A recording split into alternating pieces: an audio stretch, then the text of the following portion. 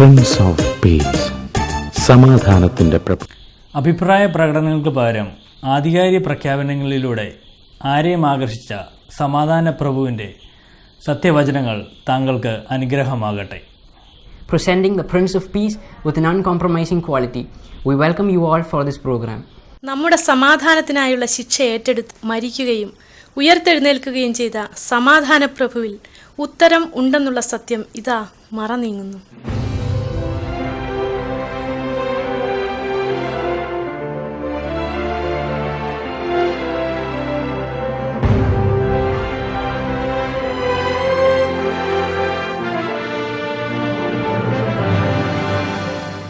നമ്മുടെ ശരീരങ്ങളെ മണ്ണിന് ഏൽപ്പിച്ചു കൊടുക്കുമ്പോൾ തന്നെ ഈ വിത്ത് വിതയ്ക്കുന്ന പോലുള്ളൊരു പ്രക്രിയയാണ്. അതൊരു വിതയാണ്. കിളിർക്കും മടങ്ങി വരുമെന്നുള്ളതിന്റെ ഒരു ഉറപ്പ് കൂടെയാണ് മണ്ണിന് ഏൽപ്പിച്ചു കൊടുക്കുന്നത്.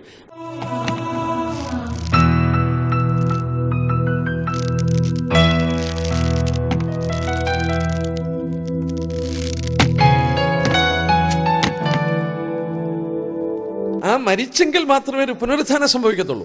എന്നാൽ പൗലോസ് പറയുന്നു ആ വിത്ത് തന്നെയാണെങ്കിലും ഈ വിത്തിനൊരു വ്യത്യാസമുണ്ട്. ആ ഫസ്റ്റ് വിത്ത് ഡിസോൾവ് ചെയ്ത് പോയിട്ട് ആ ഒറിജിനൽ ഫോമിൽ തന്നെ വേറെ ഒരു വിധത്തിലുള്ള വിത്താണ് കിളുത്ത് വരുന്നത്. പക്ഷേ it has N identity, it is A continuity. മനസ്സിലായി? എന്നാൽ അത് വിഭിന്നമാണ്. ഏതാണ്ട് പൗലോസ് ഇവിടെ കൊണ്ടുവരുന്ന ഏതാണ്ട് ഈ ദൃഷ്ടാന്തം ഇവരെ പറഞ്ഞു മനസ്സിലാക്കാൻ ശ്രമിക്കുന്നത് ഇതുപോലെ തന്നെയാണ് നമ്മുടെ ഈ ശരീരവും നമ്മൾ ഇങ്ങോട്ട് ഏൽപ്പിച്ചു കൊടുക്കുക. എന്നാൽ ഇവിടെ എനിക്കൊരു അല്പം ശാസ്ത്രീയമായിട്ട് ചില കാര്യങ്ങൾ പറയണമെന്നുണ്ട്. അതെന്താണ്? ഇവിടെ പൗലോസ് പറയുമ്പോൾ അതിൻ്റെ 39 വാക്യത്തിലെ ഈ പുനരുത്ഥാനത്തോടുള്ള ബന്ധത്തിൽ 38 തൊട്ടുള്ള വാക്യം വായിക്കാം. 38 തൊട്ട്. യെസ്. ദൈവമോ തന്റെ ഇഷ്ടം പോലെ അതിന് ഒരു ശരീരവും ഓരോ വിത്തിന് അതതിന്റെ ശരീരവും കൊടുക്കുന്നു. സകല മാംസവും ഒരുപോലെയുള്ള മാംസമല്ല. മനുഷ്യരുടെ മാംസം വേറെ, കന്നുകാലികളുടെ മാംസം വേറെ, പക്ഷികളുടെ മാംസം വേറെ, മത്സ്യങ്ങളുടെ മാംസവും വേറെ. സ്വർഗീയ ശരീരങ്ങളും ഭൗമ ശരീരങ്ങളും ഉണ്ട്. സ്വർഗീയ ശരീരങ്ങളുടെ തേജസ് വേറെ, ഭൗമ ശരീരങ്ങളുടെ തേജസ് വേറെ. സൂര്യന്റെ തേജസ് വേറെ, ചന്ദ്രന്റെ തേജസ് വേറെ, നക്ഷത്രങ്ങളുടെ തേജസ് വേറെ. നക്ഷത്രവും തമ്മിൽ തേജസ് കൊണ്ട് ഭേദമുണ്ടല്ലോ. മരിച്ചവരുടെ പുനരുത്ഥാനവും അവണ്ണം തന്നെ. ഇവിടെ കൊണ്ടുവരുന്നത് ശാസ്ത്രീയ ലോകത്തിൽ കണ്ടുപിടിക്കപ്പെട്ട ഒരു സത്യമാണ്.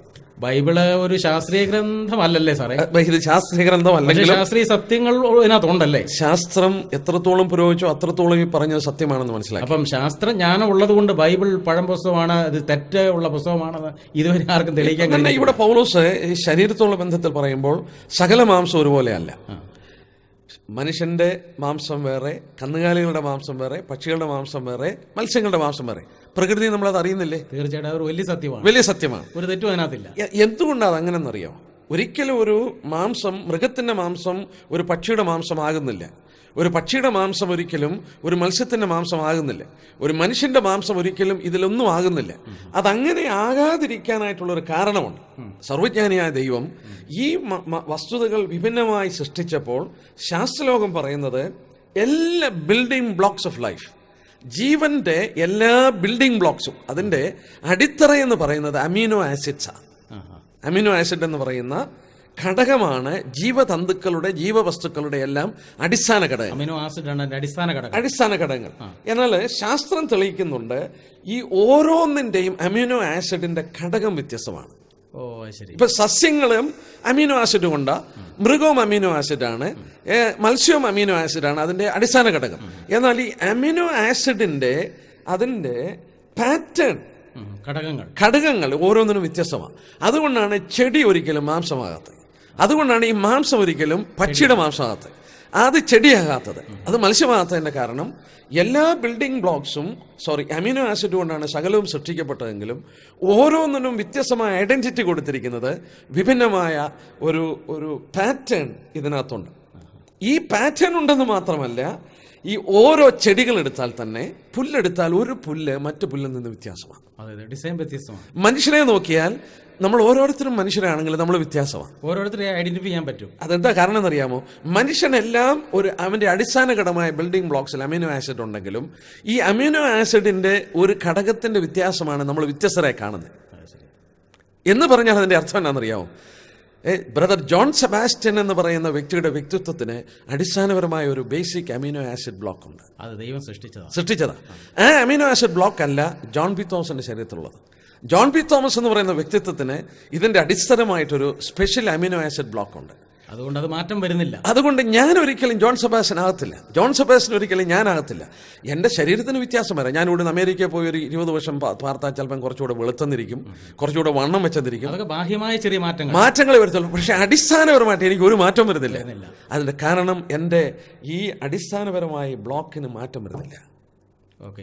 ഇത് ആലോചിച്ച് നോക്കണം. ഞാനത് പഠിച്ചപ്പോൾ എനിക്ക് ഇങ്ങനെ മനസ്സിലാക്കാൻ സാധിച്ചു. ഏതാണ്ട് ശാസ്ത്രജ്ഞന്മാർ കണക്കാക്കിയിട്ടുണ്ട്, ഏതാണ്ട് 600 octodecillion different combination of amino acids ഉണ്ടെന്ന്. അമിനോ ആസിഡിന് വ്യത്യസ്തമായ ഘടകം. ഈ 600 ഒക്ടോഡില്യൺ എന്നൊക്കെ പറഞ്ഞാൽ നമുക്ക് മനസ്സിലാകത്തില്ല. ഞാൻ സിമ്പിളായിട്ട് പറയാം. 600 എഴുതിയിട്ട് 108 പൂജ്യം ഇടണം.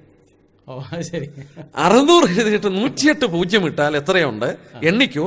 അത്രയും വിഭിന്നമായ അമിനോ ആസിഡുകളുടെ കോമ്പിനേഷനാണ് ഈ ലോകത്തിലുണ്ടായിരിക്കുന്നത്. ഇത് തന്നെ ഉണ്ടായി വന്നെന്ന് പറഞ്ഞാൽ അത് അങ്ങനെ വിശ്വസിക്കാൻ പറ്റും. ബ്രദർ, ഒരു വാക്യം ഒന്നെടുത്തേ. 104 സങ്കീർത്തനത്തിന്റെ 24 വാക്യം വായിച്ചേ. ഇത് മനസ്സിലാക്കിയ ദൈവദാസനാണ് അത്ഭുതപ്പെടുന്നത്. 104 സങ്കീർത്തനത്തിന്റെ 24 വാക്യം. 24 വാക്യം. യഹോവേ, നിന്റെ പ്രവൃത്തികൾ എത്ര പെരുകിയിരിക്കുന്നു, ജ്ഞാനത്തോടെ നീ അവയെ ഒക്കെയും ഉണ്ടാക്കിയിരിക്കുന്നു. ഇംഗ്ലീഷ് വായിച്ചാൽ ഹൗ മാനിഫോൾഡ് ആർ ദൈ വർക്ക്സ്. നിന്റെ പ്രവൃത്തികൾ എത്ര മാനിഫോൾഡ് ആണ്. Wonderful creation. A different kind of combination of amino acids. Every species is different from other species. Every person is different from another person. Every leaf is different from other leaf. 600 ഇട്ടിട്ട് 108 പൂജ്യങ്ങൾ ഇട്ടാൽ അത്രയും combination of amino ആസിഡ്സിന്റെ വ്യത്യസ്തമായ ഘടകങ്ങൾ കാണും. നിന്റെ സൃഷ്ടികൾ how manifold R ദൈ works. തീർച്ചയായിട്ടും ദൈവത്തിന്റെ ഇവിടെ ഇത് ആകാശത്ത് നിന്ന് പൊട്ടിത്തെറിച്ച് ഒരു സുപ്രഭാതത്തിൽ ഇങ്ങോട്ട് വന്നതാണെന്ന് പറഞ്ഞാൽ അത് വിശ്വാസം ആവശ്യമാണെങ്കിൽ അതിനേക്കാളൊക്കെ കുറച്ച് വിശ്വാസം മതിയല്ലോ ഈ ശാസ്ത്രീയ സത്യങ്ങൾ സപ്പോർട്ട് ചെയ്യുന്ന ദൈവത്തിന്റെ വെളിപ്പാടുകൾ വിശ്വസിക്കാനല്ലേ.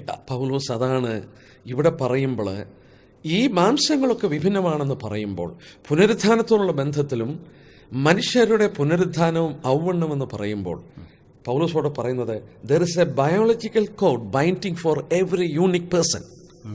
ജോൺ സെബാസ്റ്റ്യനെ സംബന്ധിച്ച് ജോൺ സെബാസ്റ്റ്യന്റെ വ്യക്തിത്വത്തിന്റെ ഒരു ബൈൻഡിങ് കോഡുണ്ട്. ഈ അമിനോ ആസിഡ്സിന്റെ ഈ ബയോളജിക്കൽ കോഡുണ്ട്. ജോൺ സെബാസ്റ്റ്യൻ മരിച്ച് ആ ശരീരം മണ്ണിൽ അടങ്ങിയിട്ട് തിരിച്ചു വരുമ്പോഴും ആ വ്യക്തിത്വം മാറിപ്പോകാത്തതിന്റെ കാരണം ഈ ഐഡന്റിറ്റി, ഈ ബൈൻഡിങ് ബയോളജിക്കൽ കോഡ് അതിനകത്തുള്ളതുകൊണ്ടാണ്. വളരെ അത്ഭുതകരമായ സത്യമാണ്. മനസ്സിലായോ? ഇതാണ് ഒരിക്കലും മനുഷ്യൻ പുനരുത്ഥാനം പ്രാപിക്കാൻ വേറൊരു വ്യക്തിയാകത്തെ. ശരി. അപ്പം പുനരുത്ഥാന ശരീരത്തിലും മനുഷ്യർ തമ്മിൽ ഒരു ഐഡന്റിറ്റി ഉണ്ടെന്നുള്ളതാണ്. ഐഡന്റിറ്റി ഉണ്ടെന്ന് മാത്രമല്ല, എന്റെ ഐഡന്റിറ്റി നഷ്ടപ്പെടുന്നില്ല എന്നുള്ളതാണ് അത്ഭുതം. നഷ്ടപ്പെടാത്തതിന്റെ കാരണം ദൈവം എന്നെ ആ വിധത്തിൽ ഒരു പ്രത്യേക ബയോളജിക്കൽ കോഡ് എനിക്ക് തന്നെ സൃഷ്ടിച്ചിട്ടുള്ളതുകൊണ്ട്. അപ്പോൾ ഇവിടെ ഒരു സത്യം മനസ്സിലായിക്കോണം. ഞാൻ പുനരുത്ഥാനം പ്രാപിക്കുമ്പോഴും പൗലോസ് ഓർപ്പിച്ച പോലെ വ്യത്യസ്തമായ മാംസങ്ങളുള്ളതുപോലെ മരിച്ചവരുടെ പുനരുത്ഥാനവും വിഭിന്നതയുണ്ടെങ്കിലും ആ പുനരുത്ഥാനത്തിൽ എൻ്റെ ബയോളജിക്കൽ കോഡ് നഷ്ടപ്പെടാതെ എൻ്റെ ആ ബയോളജിക്കൽ കോഡ്, എൻ്റെ ആ ബൈൻഡിങ് യൂണിക് പേഴ്സണാലിറ്റിയിൽ ഞാൻ പുനരുത്ഥാനം പ്രാപിക്കുന്നു പൗലോസ് ഇവിടെ തെളിയിക്കുന്നു. ഇതിന് ശേഷമാണ് പൗലോസ് പറയുന്നത് ഈ പുനരുത്ഥാനം പ്രാപിക്കുന്ന ശരീരത്തിന് വ്യത്യസ്തമായ തേജസ്സും മറ്റും ഉണ്ടെന്ന് പറയുന്നുണ്ട്, വിശദീകരിക്കുന്നുണ്ട്. ഈ നക്ഷത്രങ്ങളെ നമ്മൾ സൂക്ഷിച്ചു നോക്കിയാൽ എല്ലാം ഒരുപോലെ ഇരിക്കും. എന്നാൽ സൂക്ഷിച്ചൊന്ന് നോക്കിയാൽ അറിയാം, ചിലതിനൊരു ചെറിയ വയലറ്റ് കളറുണ്ട്, ചിലതിന് ചെറിയൊരു പിങ്ക് കളറുണ്ട്. അതിന്റെ ടെമ്പറേച്ചറിന് ഇതനുസരിച്ച് ഈ നക്ഷത്രങ്ങളുടെ പ്രകാശത്തിന് അല്പം വ്യത്യാസമുണ്ട്. പക്ഷെ എല്ലാം പ്രകാശിക്കുകയാണ്. നമ്മളെല്ലാം പുനരുത്ഥാന ശരീരത്തിൽ എഴുന്നേറ്റ് വരും. നമ്മുടെ എല്ലാം ബൈൻഡിങ് ആ ബയോളജിക്കൽ കോഡുണ്ടായിരിക്കും. നമുക്കെല്ലാം ആ വ്യക്തിത്വം ഉണ്ടായിരിക്കുമെങ്കിലും പുനരുത്ഥാന ശരീരത്തിൽ നമുക്കൊരു വ്യത്യാസമുണ്ട്, വിഭിന്നതയുണ്ട്. അത് ദൈവദാസന്മാരുടെ അഭിപ്രായത്തിൽ നമ്മുടെ വിശുദ്ധിയും സമർപ്പണമൊക്കെ അനുസരിച്ച് ആ വ്യത്യാസത്തിൽ തേജസ്സിലൊക്കെ പ്രതിഫലനത്തിൽ വ്യത്യാസം ഉണ്ടായിരിക്കും. പക്ഷെ ഇവിടെ നമ്മളെ സംബന്ധിച്ച് ചിന്തിക്കേണ്ട ഒരു കാര്യം, ഈ പുനരുത്ഥാനത്തോട് ബന്ധത്തിൽ ചിന്തിക്കുമ്പോൾ ഇവിടെ പൗലോസ് ഏതാണ്ട് 4-5 കൂട്ടം കാര്യങ്ങൾ നിരത്തി വെക്കുന്നുണ്ട് ഈ ശരീരത്തിന് വരുന്ന വ്യത്യാസങ്ങളെ കുറിച്ച്. അത്രയും തന്നെ ചിന്തിച്ചാൽ നമ്മുടെ ഹൃദയം സന്തോഷം കൊണ്ട് നിറയണം. ആ പുനരുത്ഥാന ശരീരത്തിന്റെ പ്രത്യേകതകളൊന്ന് 42 തൊട്ടുള്ള വാക്യം നോക്കിയാട്ടെ. 42 മരിച്ചവരുടെ പുനരുത്ഥാനവും അവണ്ണം തന്നെ ദ്രവത്വത്തിൽ വിതയ്ക്കപ്പെടുന്നു, അദ്രവത്വത്തിൽ ഉയർക്കുന്നു, അപമാനത്തിൽ വിതയ്ക്കപ്പെടുന്നു, തേജസ്സിൽ ഉയർക്കുന്നു, ബലഹീനതയിൽ വിതയ്ക്കപ്പെടുന്നു, ശക്തിയിൽ ഉയർക്കുന്നു, പ്രാകൃത ശരീരം വിതയ്ക്കപ്പെടുന്നു, ആത്മിക ശരീരം ഉയർക്കുന്നു. പ്രാകൃത ശരീരം ഉണ്ടെങ്കിൽ ആത്മിക ശരീരവും ഉണ്ട്. ഏതാണ്ട് 5 കൂട്ടം കാര്യം 47 തൊട്ട് 49 വരെ വായിക്കുമ്പോൾ മണ്ണുകൊണ്ടുള്ളതും അത് സ്വർഗീയമായത് ധരിക്കുന്നു. 1-ാം മനുഷ്യൻ ഭൂമിയിൽ നിന്ന് മണ്ണുകൊണ്ടുള്ളവൻ, 2-ാം മനുഷ്യൻ സ്വർഗത്തിൽ നിന്നുള്ളവൻ. മണ്ണുകൊണ്ടുള്ളവനെ പോലെ മണ്ണുകൊണ്ടുള്ളവരും എന്ന് പറഞ്ഞാൽ നമ്മളല്ലേ, സ്വർഗീയനെ പോലെ സ്വർഗീയന്മാരുമാകുന്നു. നമ്മൾ മണ്ണ് മാറി സ്വർഗീയമായ ശരീരം. ഏതാണ്ട് 5 കൂട്ടം കാര്യങ്ങൾ ഇവിടെ പൗലോസ് എടുത്ത് പറയുന്നുണ്ട്. ആദ്യത്തെ നോക്കി, ദ്രവത്വത്തിൽ വിതയ്ക്കപ്പെടുന്നു, അദ്രവത്വത്തിൽ ഉയർക്കുന്നു. അദ്രവത്വത്തിൽ ഉയർക്കുന്നു എന്ന് പറഞ്ഞാൽ കറപ്ഷൻ. നമ്മൾ റോമലേഖനം 8-ാം അധ്യായത്തിൽ വായിക്കുമ്പോൾ സകല സൃഷ്ടിയും ദ്രവത്വത്തിൽ നിന്നൊരു വിടുതലിനായിട്ട് ഈറ്റതോടെ ഞരങ്ങുകയാണ്. കറപ്ഷൻ, പാപത്തിന്റെ ഫലമായി എല്ലാം കറപ്റ്റഡായി, എല്ലാം ദ്രവിക്കുക. ഭൂമി ശാപത്തിന് കീഴിലായതുകൊണ്ട് നമ്മുടെ പഴകി ദ്രവിച്ചുകൊണ്ടിരിക്കുക. പഴകാത്ത ദ്രവിക്കാത്ത എന്തെങ്കിലും ഉണ്ടോ പ്രപഞ്ചത്തിൽ? ഒന്നും ഉള്ളതായിട്ട് തോന്നുന്നില്ല. എല്ലാം പഴക്കത്തിലേക്ക് നീങ്ങിക്കൊണ്ടിരിക്കുക. എല്ലാം പഴകുന്നതാ, എല്ലാം ദ്രവിക്കുന്നതാ, എല്ലാം ദ്രവത്വത്തിലുള്ളതാ. നമ്മുടെ കർത്താവ് പറഞ്ഞില്ലേ മത്തായി 6:19-20 വാക്യത്തിലെ, പുഴുവും തുരുമ്പും കെടുക്കാത്തതും പുഴുവും തുരുമ്പും കെടുക്കാത്തത് നിങ്ങളുടെ നിക്ഷേപ സ്വർഗത്തിൽ കരുതാൻ പറയുമ്പോൾ ഭൂമിയിലെ പുഴുവും തുരുമ്പും കെടുത്തുന്നതാ. There is a corruption. There is a law of corruption. ഇത് ദ്രവിക്കുന്നതാണ്, ദ്രവത്വമുള്ളതാണ്. ഈ ശരീരവും ദ്രവത്വമുള്ളതാണ്. റോമലേഖനം 8:18 തൊട്ട് 20 വരെയുള്ള വാക്യത്തില് സൃഷ്ടി ദ്രവത്വത്തിൽ നിന്നൊരു വിടുതൽ കിട്ടാൻ വേണ്ടി ആഗ്രഹിക്കുകയാണ്. ഈ പ്രപഞ്ചം പോലും അതിനാഗ്രഹിക്കുക. അത് ആഗ്രഹിക്കുന്നത് ദൈവപുത്രന്മാരുടെ വെളിപ്പാടിനെ ആകാംക്ഷയോടെ കാത്തിരിക്കുന്നു. അവരൊന്ന് ദൈവപുത്രന്മാർ പറഞ്ഞാൽ ദൈവപുത്രന്മാരുടെ വെളിപ്പാട് എന്ന് പറഞ്ഞാൽ പുനരുത്ഥാനം. യെസ്, അവരുടെ ആ സമയത്ത് ഈ പ്രകൃതിക്ക് പോലും ഒരു വിടുതൽ കിട്ടത്തുള്ളൂ. നമ്മൾ പുതിയ ആകാശത്തെ കുറിച്ച് ചിന്തിക്കുകയുണ്ടായി. നമ്മൾ 1000 ആണ്ട് വാഴ്ച. അപ്പോൾ ഈ ശരീരം ഇന്ന് ദ്രവിച്ചുകൊണ്ടിരിക്കുന്നെങ്കിലും നമുക്ക് ലഭിക്കാൻ പോകുന്ന ശരീരം അദ്രവത്വമുള്ള ശരീരമാണ്. Corruption will put on in corruption. എന്തായിരിക്കും നോക്കിയേ, ഈ ശരീരത്തിന് പിന്നെ രോഗം കൊണ്ടുള്ള ക്ഷയമോ, പിന്നെ കണ്ണാടിയൊന്നും വെക്കേണ്ടി വരത്തില്ല. ഇല്ല, കണ്ണാടി വേണ്ട, ടോണിക്ക് കഴിക്കേണ്ട, ഒന്നും വരത്തില്ല. There is no decay or deterioration. എന്തെല്ലാം ചെയ്താലും കുറെ കഴിയുമ്പോൾ നോക്കിയേ, ഇവിടെ ഒക്കെ പ്രായമായി നരച്ചു തുടങ്ങി, സംഗതിയൊക്കെ പോയി, പല്ലിന്റെ കേടുമൊക്കെ അടച്ചു തീർത്തിട്ടുണ്ട്. ഇതെല്ലാം ഡിക്കേയിങ് ആണ്. അതെല്ലാം ഈ ദ്രവത്വത്തിന്റെ പാർട്ടാണ്. പക്ഷെ അത് പൂർണ്ണമായിട്ടും അപ്രത്യക്ഷമാകുക. പിന്നെ ദ്രവത്വമില്ല, ശരീരത്തിന് ദ്രവത്വമില്ല. എന്റെ വിശ്വാസം അനുസരിച്ച് നമ്മളെല്ലാവരും ഏതാണ്ട് 33 വയസ്സായി മാറുമെന്ന്. അതെന്റെ ഒരു പേഴ്സണൽ വിശ്വാസമാണ്. കാരണം നമ്മൾ അവനെ കാണുമ്പോൾ അവനെ പോലെ ആയിത്തീരും. അവൻ മരിക്കുന്നത് 33 വയസ്സിൽ. നമ്മുടെ കർത്താവിന്റെ മരണം 33 നല്ല യൗവനത്തിൽ. അപ്പൊ അവനെ കാണുമ്പോൾ നമ്മളൊക്കെ അങ്ങനെ ആയിത്തീരും എന്ന് പറഞ്ഞാൽ, നമ്മുടെ പ്രായം ചെന്ന തൊലിയൊക്കെ ചുളുങ്ങിയ നമ്മുടെ അമ്മച്ചിമാരും അപ്പച്ചന്മാരും ഒക്കെ ആ പുനരുദ്ധാന ശരീരത്തിൽ ആ യൗവനത്തിന്റെ തുടിപ്പിൽ, യുവാക്കളായ മഞ്ഞ് ആ പുനരുദ്ധാന ദിവസത്തിൽ അവൻ ഉണ്ടെന്ന് പറയുമ്പോൾ, അവൻ്റെ സേനാ ദിവസത്തിൽ അവൻ്റെ ജനം അവന് സ്വമേധാദാനമായിരിക്കും. യുവാക്കളായ മഞ്ഞ്, ആ പ്രഭാതത്തിൻ്റെ മഞ്ഞിൻ്റെ തുടിപ്പുള്ള അനേക സേനകൾ അവൻ്റെ മുന്നിൽ അണിനിരക്കുന്ന പോലെ അവൻ്റെ ജനം, വിശുദ്ധന്മാർ, ദ്രവത്വമില്ലാത്ത ശരീരത്തിൽ പുനരുദ്ധാനം പ്രാപിച്ച് അവർ അണിനിരക്കാൻ പോവുകയാണ്. അന്ന് അവരുടെ യുവത്വത്തിൽ അവർ തുളുമ്പുന്ന ശരീരമായിരിക്കും. ആ ശരീരത്തിന് ഒരു ദ്രവത്വം സംഭവിക്കത്തില്ല. ഒന്ന്. രണ്ടാമത് നോക്കിയാട്ടെ, അപമാനത്തിൽ വിതയ്ക്കപ്പെടുന്നു, തേജസ്സിൽ ഉയർക്കുന്നു. 43-ാം വാക്യം, അപമാനത്തിൽ വിതയ്ക്കപ്പെടുന്നു, തേജസ്സിൽ ഉയർക്കുന്നു. ഈ ഭാഗം അപമാനത്തിൽ വിതയ്ക്കപ്പെടുന്നു എന്ന് പറഞ്ഞാൽ ഈ ശരീരം കൊണ്ട് ദൈവത്തെ മഹത്വപ്പെടുത്താനുള്ളതാണ്. നമുക്ക് മഹത്വപ്പെടുത്താൻ ഒക്കുന്നില്ല, ഒരിക്കലും സാധിക്കുന്നില്ല. ശരീരം എപ്പോഴും പാപത്തിലേക്ക് ചാഞ്ഞുകൊണ്ടിരിക്കുന്ന ഒരു പ്രവണതയാണ്. പൗലോസ് പറഞ്ഞില്ലേ, എനിക്ക് നന്മ ചെയ്യുവാനുള്ള ആഗ്രഹം ഉണ്ടെങ്കിലും തിന്മ എന്ന് പറയുന്ന ഒരു പ്രമാണം എന്നിലുണ്ട്. ഞാൻ ഇച്ഛിക്കാത്തതിനെ ചെയ്തു പോരാ. ഒരു ലോ നമ്മളിലുണ്ട്. I cannot glorify my God in this body in the way the Lord wants. ക്രിസ്തു ഹൃദയത്തിൽ വന്നിട്ടുള്ള ക്രിസ്തു വിശ്വാസികളെ സംബന്ധിച്ചും അവരുടെ ശരീരം അവരുടെ ശരിയായ നിലയിൽ ദൈവത്തെ ഫോളോ ചെയ്യാൻ സാധിക്കുന്നില്ല. പലപ്പോഴും അവർക്ക് ഈ ശരീരം ഒരു അപമാനകരമായ ശരീരമാണെന്ന് അനുഭവപ്പെടുന്നു. നേച്ചർ, പാപ സ്വഭാവം പൂർണ്ണമായിട്ടും അപ്രത്യക്ഷമാകുന്നില്ല. നമ്മുടെ വീണ്ടെടുപ്പിലെ ഈ ശരീരത്തിൽ രൂപാന്തരപ്പെടുമ്പോഴേ അതിന് വ്യത്യാസം വരുന്നുള്ളൂ. പുനരുത്ഥാന ശരീരത്തിൽ കർത്താവിന്റെ വരവിലെ അത് സംഭവിക്കത്തു. അതുവരെ ഈ പാപം നമ്മുടെ ശരീരത്തിൽ വാഴുന്നുണ്ട്, വസിക്കുന്നുണ്ട്. നമുക്ക് ദൈവത്തിന്റെ ആത്മാവിനാൽ ഇതിൽ നിന്ന് മോചനം ലഭിക്കുന്നുണ്ട്. എങ്കിലും നമ്മൾ അറിയാത്ത തിന്മകൾ ചിന്തകൾ പലപ്പോഴും വരുമ്പോൾ it is actually dishonouring God. നമ്മൾ കരഞ്ഞിട്ടില്ലേ പലപ്പോഴും, കർത്താവ് ഞാനത് ചെയ്യേണ്ടായിരുന്നു, ഞാനത് പറയണ്ടായിരുന്നു, എൻ്റെ ജീവിതത്തിൽ നിന്നൊക്കെ വന്നല്ലോ. വാസ്തവത്തിൽ അത് നമ്മൾ അത്ഭുതപ്പെടേണ്ട ആവശ്യമില്ല. അത് വന്നില്ലെങ്കിലേ അത്ഭുതമുള്ളൂ. കാരണം അങ്ങനത്തെ ഒരു ഈ ശരീരത്തിൽ നന്മയില്ല. സംഭവിക്കാം, ഈ ശരീരത്തിൽ നന്മയില്ല. ഇതിൽ നിന്ന് നന്മ പ്രതീക്ഷിക്കേണ്ട. അതാണ് ഈ അപമാനമായ ഒരു ശരീരമാണിതെന്ന്, ഡിസോണറുള്ള ശരീരം എന്ന് പറയുമ്പോൾ. എന്നാൽ അത് ഗ്ലോറി, ഈ അപമാനം തേജസ്സിനെ പ്രാപിക്കുമെന്ന് പറയുമ്പോൾ അത് ഇംഗ്ലീഷിൽ വായിച്ച ഫ്രം ഡിസോണർ ടു ഗ്ലോറി. നമ്മളെ ഗ്ലോറിഫൈ ചെയ്യുന്ന, കർത്താവിന് മഹത്വം കൊടുക്കുന്ന, അവനെ പ്ലീസ് ചെയ്യുന്ന, അവനെ പ്രൈസ് ചെയ്യുന്ന, അവൻ്റെ പെർഫെക്റ്റ് ഇഷ്ടം ചെയ്യുന്ന ഒരു ശരീരമായി നമ്മുടെ ശരീരം തീരും. പൂർണ്ണമായിട്ടും കർത്താവിനെ മാനിക്കത്തക്ക തരത്തിൽ, മഹത്വപ്പെടുത്ത തരത്തിലുള്ള ശരീരം അന്ന് കിട്ടും. ദൂതന്മാർക്ക് അവനെ അതുപോലെ പ്രസാദിപ്പിക്കാം, പ്രീതിപ്പെടുത്താം. എന്നാൽ നമ്മുടെ ശരീരത്തിന് വലിയ രൂപാന്തരം. മൂന്നാമത് നമ്മൾ വായിക്കുന്നുണ്ട് ഫ്രം 41 വാക്യം, ബലഹീനതയിൽ വിതയ്ക്കപ്പെടുന്നു, ശക്തിയിലെ ഉയർക്കുന്നു. ബലഹീനതയിൽ വിതയ്ക്കപ്പെടുന്നു. Yes, weak not only in physical strength but endurance, resistance, disease and to harm. ഒരു അപകടം വന്നാൽ ഈ ശരീരം തകർന്നു പോകും. ഒരു രോഗം വന്നാൽ ഈ ശരീരം തകർന്നു പോകും. ഈ ശരീരം ഒന്നും പിടിച്ചിരിക്കത്തില്ല. മുകളിൽ നിന്ന് വീണുപോയാൽ ഉടഞ്ഞു പോകും. അപകടങ്ങളും അനർത്ഥങ്ങളും ഒക്കെ വരുമ്പോൾ ഇതൊരു വീക്ക് ബോഡിയാണെന്നാണ് കാണിക്കുന്നത്. ബലഹീന, അതാണ് അതിന്റെ ആശയം. ഇത് ബലഹീനമാണ്, ഇത് തകരുന്ന ശരീരമാണ്, ഇത് രോഗത്തിന് വിധേയമായ ഒരു ശരീരമാണ്. രോഗം വന്നാൽ അതിനെ റെസിസ്റ്റ് ചെയ്യാൻ ഒക്കുന്നില്ല. Week body. എന്നാൽ ഇതൊരു പവറുള്ള ബോഡിയായി മാറും. അവിടെ വായിക്കുന്നത് നാം ബലഹീനതയിൽ വിതയ്ക്കപ്പെടുന്നു, ശക്തിയിൽ ഉയർക്കുന്നു. ആ ശക്തി ശാരീരികമായ ശക്തി മാത്രമല്ല, ഈ ശരീരം സകലവും ഇമ്പോസിബിൾ ആയിട്ടുള്ളത് ചെയ്യാൻ കഴിയുന്ന ഒരു പ്രാപ്തിയിലേക്ക് വരുമെന്ന മാർട്ടിൻ ലൂതർ പറയുന്നത്. Yes, so that not a thing will be impossible for it if it mind it can do. Reformation leader ആയിരുന്നു മാർട്ടിൻ ലൂതർ. എന്ത് അവൻ ചെയ്യാൻ ഉദ്ദേശിക്കുന്നത് ചെയ്യാനായിട്ട് ആ ശരീരത്തിന് പ്രാപ്തി ഉണ്ടായിരിക്കും. അതാണ് ശക്തിയിലുള്ള ശരീരം.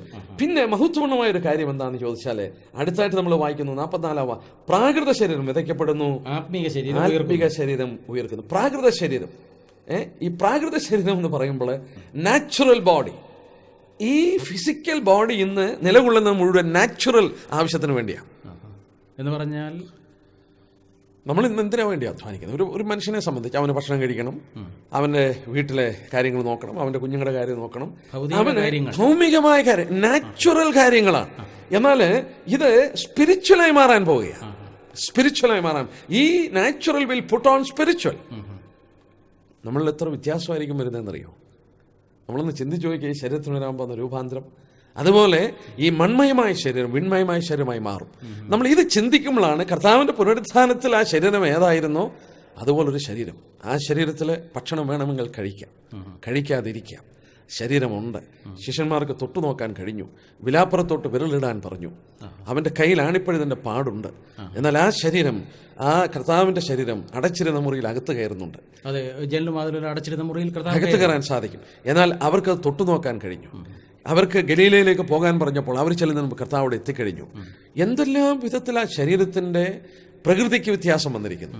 പക്ഷെ നമ്മൾ ഓർത്തതുപോലെ നമ്മുടെ ആ പേഴ്സണാലിറ്റിയുടെ ഘടകങ്ങൾ മാറാതെ, നമ്മുടെ ആ വ്യക്തിത്വം നമ്മളിൽ നിലകൊണ്ട് നമ്മൾ ആ പുനരുത്ഥാന ശരീരത്തിൽ എന്തൊരു അനുഗ്രഹിക്കപ്പെട്ട അവസ്ഥയാണ്. തീർച്ചയായിട്ടും ഞാൻ വിചാരിക്കുന്നത് ലോകത്തിലെ യാതൊരു നരവംശ ശാസ്ത്രജ്ഞനും സ്വപ്നം കാണാൻ വയ്യാത്ത ഒരു അത്ഭുതകരമായ വെളിപ്പാടാണ് ക്രൈസ്തവ വിശ്വാസികൾക്ക് ബൈബിൾ അല്ലെങ്കിൽ ബൈബിൾ പ്രവചനം വാഗ്ദത്തം ചെയ്യുന്നതായിരിക്കുന്ന പുതിയ ശരീരം.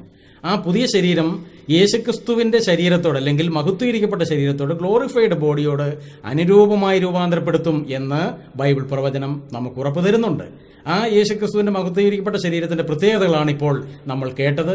നമുക്ക് ലഭിക്കാനിരിക്കുന്ന ആ മഹത്വീകരിക്കപ്പെട്ട ശരീരത്തിൽ ദൈവത്തെ പ്രസാദിപ്പിക്കുവാൻ യാതൊരു അല്ലലും അലച്ചിലും കഷ്ടതയും കണ്ണുനീരുമില്ലാത്ത, ബലഹീനതയില്ലാത്ത, വൈഷമ്യങ്ങളില്ലാത്ത ഒരു പെർഫെക്റ്റ് ബോഡി, ആ ശരീരമാണ്. ഏതൊരു ശരീരത്തിൽ നാം അടക്കം ചെയ്യപ്പെടുന്നുവോ അതേ ശരീരം ഐഡന്റിറ്റിയോടുകൂടെ തന്നെ, വ്യക്തിത്വം നിലനിർത്തിക്കൊണ്ട് തന്നെ നമുക്ക് തിരിച്ച് ലഭിക്കും എന്നുള്ള ആ അടിസ്ഥാന ബൈബിൾ ഉപദേശം തിരുവെഴുത്തുകളിൽ നമുക്ക് കാണാൻ കഴിയുന്ന ഒരു വ്യത്യസ്തമായ ഉപദേശമാണ്.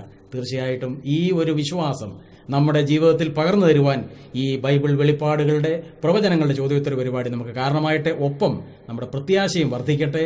നമ്മുടെ വിശ്വാസത്തിൽ ഉറപ്പുള്ളവരായിട്ട് നമുക്ക് തീരാം. കർത്താവ് വരുന്നു.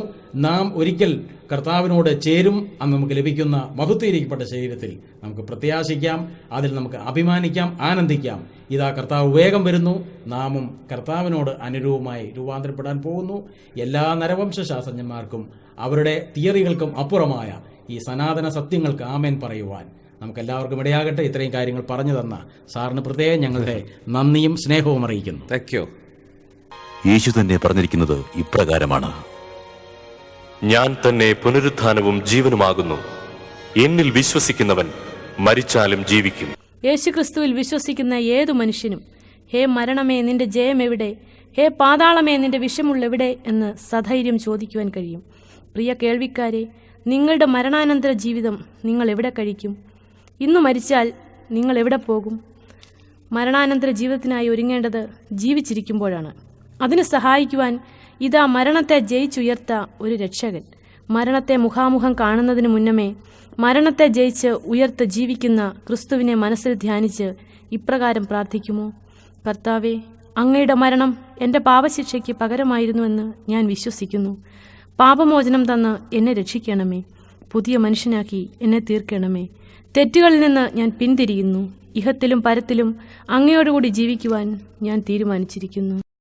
ക്രിസ്തുവിന്റെ വരവിനോടുള്ള ബന്ധത്തിൽ ഭൂകമ്പങ്ങളും ചുഴലിക്കൊടുങ്കാറ്റുകളും ഭൂമിയുടെ അടിസ്ഥാനങ്ങളെ ദൈവം കുലുക്കുമെന്ന പ്രവചനം, സ്റ്റെൻ, കത്രീന, റീത്ത, വിൽഫ കൊടുങ്കാറ്റുകൾ അമേരിക്കയിൽ ആഞ്ഞടിക്കുവാൻ കാരണം, രാജ്യനിയമം കൊണ്ട് ദൈവിക നിയമങ്ങളെ ലംഘിക്കുന്ന അമേരിക്ക, സുനാമി ഉണ്ടാകാൻ കാരണം, ഒറീസയിൽ സൂപ്പർ സൈക്ലോൺ കൊടുങ്കാറ്റടിക്കാൻ കാരണം, പ്രപഞ്ചശക്തികളെ നിയന്ത്രിക്കുന്ന ദൈവദൂതന്മാർ, ധവള വിപ്ലവത്തിനും ഹരിത വിപ്ലവത്തിനും അടിത്തറ പാകിയ ക്രോസ് പോളിനേഷൻ പ്രവചനം, അത്യുൽപാദന പ്രക്രിയയെപ്പറ്റി പ്രവചനം, ചാവുകടൽ ജീവകടലാകുന്ന ഭാവി കാലം, ചാവുകടലിലെ പായൽ നിന്നും പെട്രോൾ ഉണ്ടാക്കുന്നത്, ഹെർമഗദ്ദോൻ യുദ്ധത്തിലേക്ക് നീങ്ങുന്ന ലോകം, ദൈവത്തെ കൂടാതെ പണിയുന്ന ഇസങ്ങളും രാജ്യങ്ങളും സാമ്പത്തിക വ്യവസ്ഥകളും തകരുമെന്ന് ബൈബിൾ പ്രവചനം, അത്യുൽപാദന ശേഷിയുള്ള വിത്തുകൾ വരുത്തുന്ന അപകടം, സാർവത്രിക മലിനീകരണത്തെപ്പറ്റി പ്രവചനം, ഭൂമിയെ ശുദ്ധി ചെയ്യുന്ന ദൈവിക കാര്യപരിപാടി, ഭാവി പരിപാടി, യേശുക്രിസ്തുവിന്റെ വീണ്ടും വരവ്. ഈ വിഷയപഠനങ്ങൾ ഉൾക്കൊള്ളുന്ന 13 മണിക്കൂർ ദൈർഘ്യമുള്ള അന്ത്യനാഴിക എന്ന ഓഡിയോ MP3 CD, അതെ, ലോകാന്ത്യത്തെ പറ്റിയുള്ള ബൈബിളിന്റെ മുഴുവൻ പ്രവചനങ്ങളും കോർത്തിണക്കി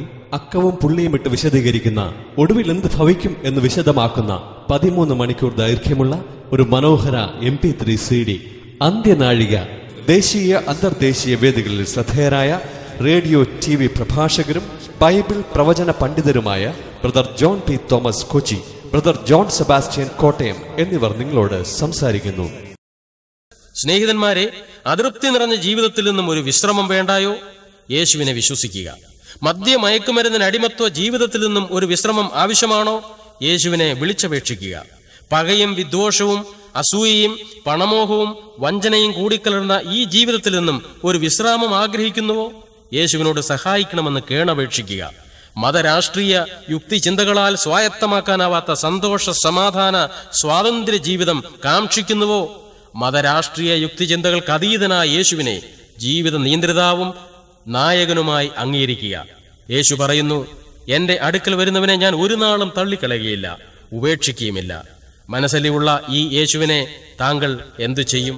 ജീവിത കപ്പൽ തകർത്ത് കളയുന്ന പാറക്കെട്ടായി, ജീവിതവൃക്ഷം അടിച്ചു വീഴ്ത്തുന്ന കൊടുങ്കാറ്റായി മരണം നടമാടുന്ന ഈ ലോകത്തിൽ ഭയപ്പെടേണ്ട എന്നരുളും കർത്തനെ നീ കണ്ടുപോ നിൻ ജീവിതമാം യാത്രയതിൽ. പ്രിയ കേൾവിക്കാരെ, നിങ്ങളുടെ മരണാനന്തര ജീവിതം നിങ്ങൾ എവിടെ കഴിക്കും? ഇന്നു മരിച്ചാൽ നിങ്ങൾ എവിടെ പോകും? മരണാനന്തര ജീവിതത്തിനായി ഒരുങ്ങേണ്ടത് ജീവിച്ചിരിക്കുമ്പോഴാണ്. അതിന് സഹായിക്കുവാൻ ഇതാ മരണത്തെ ജയിച്ചുയർത്ത ഒരു രക്ഷകൻ. മരണത്തെ മുഖാമുഖം കാണുന്നതിന് മുന്നമേ മരണത്തെ ജയിച്ച് ഉയർത്ത് ജീവിക്കുന്ന ക്രിസ്തുവിനെ മനസ്സിൽ ധ്യാനിച്ച് ഇപ്രകാരം പ്രാർത്ഥിക്കുമോ: കർത്താവേ, അങ്ങയുടെ മരണം എൻ്റെ പാപശിക്ഷയ്ക്ക് പകരമായിരുന്നുവെന്ന് ഞാൻ വിശ്വസിക്കുന്നു. പാപമോചനം തന്ന് എന്നെ രക്ഷിക്കണമേ. പുതിയ മനുഷ്യനാക്കി എന്നെ തീർക്കണമേ. തെറ്റുകളിൽ നിന്ന് ഞാൻ പിന്തിരിയുന്നു. ഇഹത്തിലും പരത്തിലും അങ്ങയോടുകൂടി ജീവിക്കുവാൻ ഞാൻ തീരുമാനിച്ചിരിക്കുന്നു. പഠനത്തിന് ഞങ്ങളുടെ മാന്യ കേൾവിക്കാർക്ക് സഹായകരമായ പുസ്തകങ്ങൾ പരിചയപ്പെടുത്തുന്നു. നിങ്ങളുടെ 301 ചോദ്യങ്ങൾക്ക് ബൈബിളിന്റെ ഉത്തരം, ബൈബിളും ആധുനിക ശാസ്ത്രവും കാരണം തേടി. 2 ഓഡിയോ MP3 CDകൾ ഞങ്ങൾ പരിചയപ്പെടുത്തുന്നു. മരണശേഷം എന്ത്, എവിടെ, എങ്ങനെ. ഈ ഓഡിയോ CDയും ഇതിന്റെ വിഷ്വൽ CDയും ലഭ്യമാണ്. ഞാൻ തന്നെ പുനരുത്ഥാനവും ജീവനുമാകുന്നു. എന്നിൽ വിശ്വസിക്കുന്നവൻ മരിച്ചാലും ജീവിക്കും. ഈ രക്ഷിതാവിന് സ്വാഗതവും സ്വീകരണവും നൽകുവാൻ സന്നദ്ധരാകുമെങ്കിൽ സമാധാനവും സായുജ്യവും സുനിശ്ചിതമാണ്. രാസായുധങ്ങളും ജൈവായുധങ്ങളും ജാഗ്രതയോടെ ജീവിപ്പിക്കുന്ന രാജ്യങ്ങൾ, അണുവായുധങ്ങളുടെ അണിയറ ഒരുക്കത്തിന് പാടുപെടുന്ന പട്ടാള മേധാവികൾ, ഭീകരാക്രമണത്താൽ ഭീതിയിലാണ്ടുപോകുന്ന ലോകം, മനുഷ്യതിന്മയാൽ മനസ്സുമരവിക്കുന്ന സ്ഥിതിവിശേഷം. ഇനി എന്ത്? നാം എങ്ങോട്ട്? സമാധാനത്തിന്റെ കതിരൊളി കാണുവാൻ കഴിയുമോ? തുടങ്ങിയ ചോദ്യങ്ങൾക്ക് സകലർക്കും സുവ്യക്തമായ മറുപടി കണ്ടെത്തുവാൻ ഇതാ ഒരു സൗജന്യ സമ്മാനം. 150 ചോദ്യങ്ങൾക്ക് ബൈബിളിന്റെ ഉത്തരം, കൂടാതെ സ്വാതന്ത്ര്യത്തിന്റെ ശുദ്ധമായി ആസ്വദിക്കുവാൻ ഉതകുന്ന മറ്റൊരു പുസ്തകം, യഥാർത്ഥ സ്വാതന്ത്ര്യത്തിലേക്ക്. No one can go back and make a brand new start, but you can start from now and make a brand new ending. ഈ പ്രോഗ്രാമിനെ കുറിച്ചുള്ള നിങ്ങളുടെ അഭിപ്രായങ്ങളും നിർദ്ദേശങ്ങളും നിങ്ങളുടെ പ്രാർത്ഥനാ വിഷയങ്ങളും ഞങ്ങളെ അറിയിക്കുക. ഞങ്ങളുടെ വിലാസം പറയുന്നു: